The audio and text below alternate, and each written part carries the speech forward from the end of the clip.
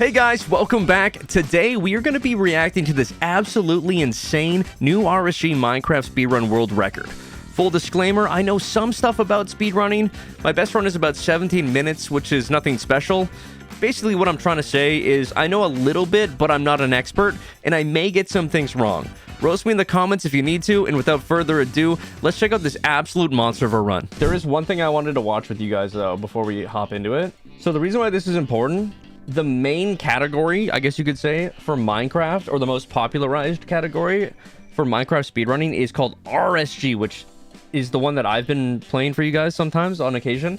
My PB is like 17 minutes, which is, it's okay.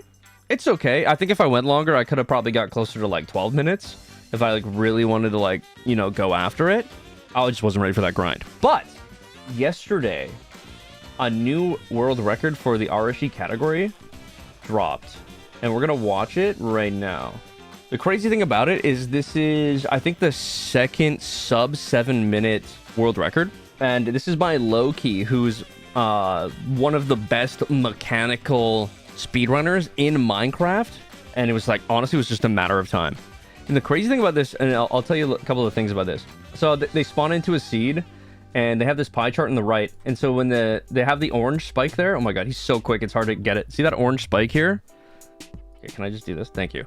This orange spike is telling him that there's a block entity nearby, and when you're on like a beach and you see a block entity spike, especially one of this size, and he probably knows the spike really well on his computer, he's like, oh, this is definitely going to be a buried treasure. So in Minecraft, you can find buried treasure maps, and it'll tell you how to go find a buried treasure, but there's ways to find it without having the map, and this is a mapless strategy.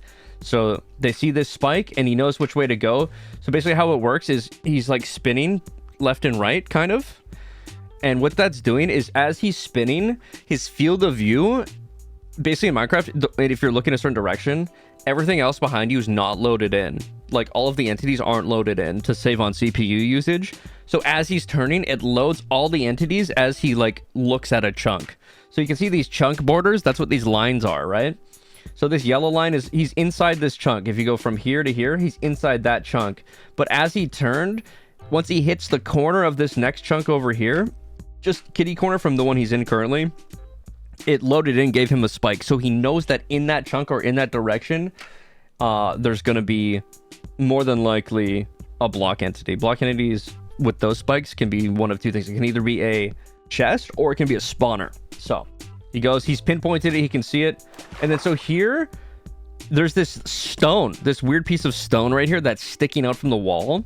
And so he knows immediately that it's always going to be at the 9-9 of every chunk. When you find a buried treasure, it'll always be at the coordinate 9-9. So say it's like 1, 2, 3, 4, 5, 6, 7, 8, 9, whatever. Then he's going to know that it's here. And so you can see this stone here, and he starts punching it. He's changing his... so while he's doing this, he's like crossing over his functions that he could be doing in this time because he has to punch it, so he has time to do some other stuff. And he changed his pie chart to change it for when he enters the Nether later on, so he can find another block entity, but this time it's going to be for a spawner, so he can find the fortress. Anyway, so he changes that while he's doing that. He also raises his render while he's doing this, and he kind of checks out his surroundings here to see if he can see. He goes into F3, so if he can maybe see any whatchamacallit, a ravine or something. This chest had a ton of iron. It didn't have any explosives, unfortunately, but it had a lot of good food. Salmon is the best food you can get out of those chests, and I think he got 7, which I think is the max you can get. It might maybe 8, but getting 17 iron, and then all that food is amazing because he's not gonna, in the run, he won't be using more than that food. He makes shears that got a bunch of blocks because a lot of times you enter the Nether and you need a lot of blocks to like bridge across lava or something. He's making all his tools here, so he's got an axe, pickaxe, a shovel. He did get 1 diamond there, so he does have 1 diamond shovel. He also has a ton of blocks. He made doors because you can breathe in, you can put doors down underwater, and you can breathe in those spaces because it creates an air pocket. He made a bucket so he can enter the Nether, and then he has 6 iron left over, and he's gonna make a flint and steel once. So right now he's looking for a ravine. There's one right there, but it probably looked fake to him. So you look for kelp here like this. So now he's getting flint and steel. I think it's a 12.5% chance to get flint from gravel, and he did get it. Oh, he misplaced this block here. So then he's gonna place this door. So he's got the air pocket now, and right now he's using the lava in the obsidian nearby to make a lava portal underwater, which is just crazy. Now he's in the nether within a minute and 40 in the top right. You can see it there, the timer. He sees the bastion here. It's a bridge bastion. You can tell by the way that it is. And so it's a good thing that he got all these blocks, because now he's going to be able to bridge across here. And then right there, I don't know if you can see, there's a fortress right there. So this is what's called a bastion, because it's got a fortress and a bastion like right beside each other, right beside spawn. So a pretty insane seed. So now he's going to start routing the bridge bastion. There's 4 different types of bastions. Bridge bastion is one that has a giant chalice. That's really noticeable with like a really long bridge middle section, and then it has 2 ramparts on either side that are gonna either be called they're either gonna be a good what is it actually called? Oh Jesus, yeah, so that's kind of sketchy. Almost died there. I think he was trying to use a block, so he placed a block above his head so he could go faster to get more momentum to jump, but he clipped on the right side there, unfortunately. So yeah, this is the chalice. This is the bridge part here. And the 2 ramparts are the side that he came in on, and there's one on the other side of the bridge. And so those are going to be the places that he's going to more than likely trade with the pigs. So basically, trading with pigs are going to give you a few things. You're going to get fire res, so that in the nether you're not going to catch on fire by blazes or fall into lava or what, anything else. He's going to break this block here so that all the pigs get mad and they come chase after him. So he's made this path to bring all the pigs. Oh, this is an interesting spot. This is an interesting spot. He punches that pig to get all the pigs in this area mad that didn't get affected by the block back there, because they were kind of out of range. He's going to break this block so that these guys can get up as well. So he's got like basically the whole bastion in this one spot right here, because he also built a staircase up from the middle of the bridge part, so all those pigs could come up. All the pigs from this side of the rampart, and then all the pigs from the other side of the rampart were able to follow him when he broke that initial block. So right now they're trading all the gold that he threw into that hole. Here he's looking to get probably he wants to get 12 pearls, but maybe more than that. He wants to get fire res, and then he also wants to get 20 obsidian. So now he's going to do a pearl hang here. Oh, failed pearl hang. Oh, that works. Oh, that's so smart. Oh my god. That's so smart. Okay, so he can see the fortress, but he doesn't have a good pearl throw to go all the way to the fortress.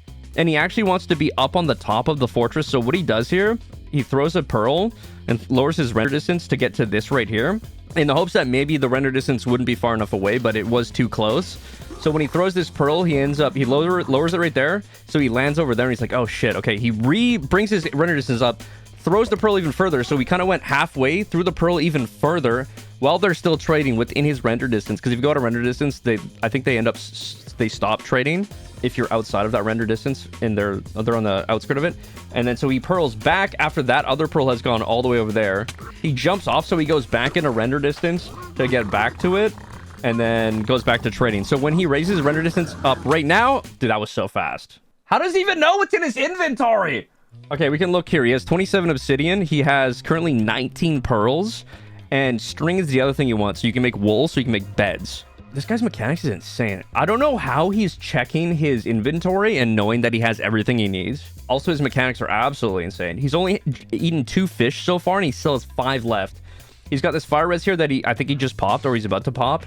He's got 19 pearls, and then he has 27 obsidian, which is like a lot. That's a lot of obsidian. So he's basically good to go. Like, he can just leave right now. He also has 22. He has some glowstone and some crying obsidian, which is allow him to make anchors. The reason why you want beds and then you want anchors is so... Oh, he made his sword. I didn't see him make his sword. He gets... Okay, so it's a 50-50 chance to get rods off of blazes. He just got 2 in a row, so that's really lucky. Getting 2 in a row is really lucky already, so good start. So he's looking for a spawner right now.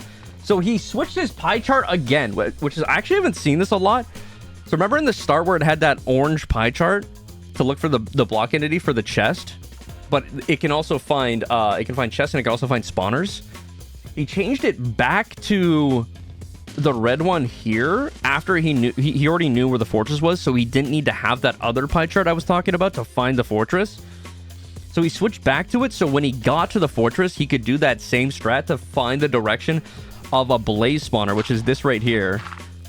And he gets a 4 spawn, which is really nice. So he's just gonna kill these until he gets probably 6. He gets 3, 4, 5.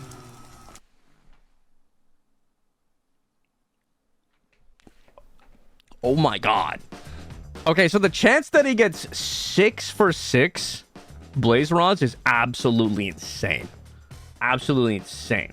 Okay, so I'm starting to see why this is a world record, because it was kind of a slow enter. Like for world record, I think he entered around like 144, which a lot of people have entered around like just over a minute, which is absolutely insane. So it's a little slow in terms of that. But his routing in the Bastion was absolutely insane. He had so many pigs. He had everything he needed, like, immediately. The fortress being really close in proximity was also really good. And then the biggest, probably, crux of this run right now is him getting 6 for 6. So now he's going to make another portal to get back out of the Nether. And then he's going to do what's called... he's going to use this... It kind of feels like hacks a little bit, but he uses this program. It's... How do I say this? It's been allowed in the... like, everyone at the highest level of speedrunning uses what's called Ninja Brainbot, which you throw a pearl like this. You throw this Ender Eye. Oh, damn. He didn't see that one. That's unfortunate. And so what he does is he's lining up his cursor with the left edge of this pixel of the eye. And what that does is that he copies that and puts it into the Ninja Brainbot program. It'll either give you an exact location of where the stronghold is, or to give you like a percentile of where a bunch of different options of where the stronghold will be. But I think he probably got 100% here. So yeah, that's right here. I don't know if you can see it, but right here, it says 100%. It's going to be in this location. When he's in the Nether, he needs to go to this coordinate right here, minus 202 and positive 46. So he knows exactly where to go. It's 1,200 blocks in the overworld, and then in the Nether, it's obviously a lot less. It's 1/8 of that, because for every block in the Nether, it'll do 8 blocks in the overworld. So something to remember. So it's better. The reason why you want to get 20 obbies is so you can make this first portal to get your triangulation coordinates to put in the Ninja Brainbot. You go back in, you go to those coordinates, then you make another portal. That's why people want 20 obsidian. He had 27, so he was like, he has a little bit extra. So now he's just going to the coordinates here, which is negative 202.46. He's at negative 160. I didn't see 41. He's at negative 201. And he's going to 46 right now, so he's just bridging. Oh, he messed up the portal there. Oh, a little bit of nerves hitting there. This guy's mechanics is absolutely insane, so him messing that up is definitely like a nerves thing. He's now currently entering the stronghold at 540, which is crazy. So now he's got... Okay, so this is, again, looking for block entities. But in this case, we're, again, looking for a spawner. So in the stronghold, in the portal room, there's this a silverfish spawner. And so he's trying to triangulate that. And the spike for this is different on everybody's computer, depending on what hardware you're using. And so he knows it. So this looks like, on somebody's computer, this could be a spike in this direction. But he saw a spike in... Oh, geez, man, he's so quick. He saw a spike initially when he looked to the right. Right there. Oh, my God, you can barely see it. The one that took up like 50% right there. That one kind of looks like it, but he knows on his computer that it's probably the one this way, so he's going this way. And then there it is. So he's about to enter the end at like 6 minutes. That's so crazy. Okay, so and now he's gonna do a strat called Zero Cycle. So basically what it is in the old days of RSG speedrunning, you go to the center fountain. You go to the center fountain and you place up some obsidian on the center fountain. But now the new strat is people go up to the dragon like there's no waiting. They go straight up to it. What's he going to? Oh, shit. Oh, my God. Oh, my God. Okay, so I don't know how to describe this to you guys, but there's different there's like different heights you can go to. So he went to, like, I think it's called 99. I don't know too much about zero cycling, but he went to a Y value of 99 above this tower, like back tower. I don't really know too much about zero cycling, but I know that this one's really hard to hit. This one's like really hard to hit.